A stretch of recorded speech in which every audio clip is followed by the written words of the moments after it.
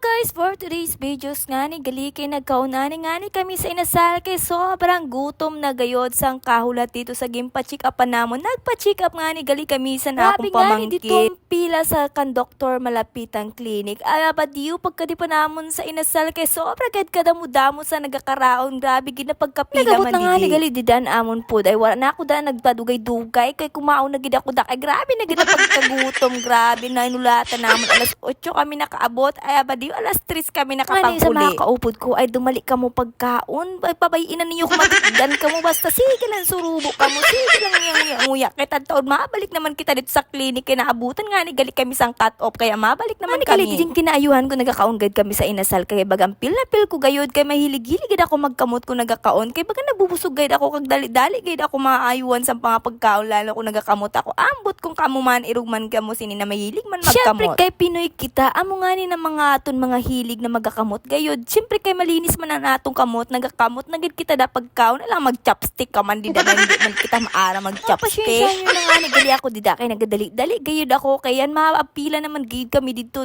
sa among pachirik apan kaya magabalik naman gayod kami dito kaya nagadali-dali na gid ako dida. Say ko nga sa mga kaupod ko ay dumarali ka mo kay dagan dugay-dugay naman gayod kita sining kakapila. Nga ni kalingi-lingi sa ako mga katakin kay daga ginaparkirita man sinin akong subo na dako-dako kaya sige na lang gid ako dang kinita sa akong gilikida kasi na para kirismisa man ako nagrabing hungit ko. Para kirita nga ni gali ako da hindi ko nga ni gali aram ko na ano kay artista. Siguro kasi na para kirita ko sa mga katakin kaya ang sini.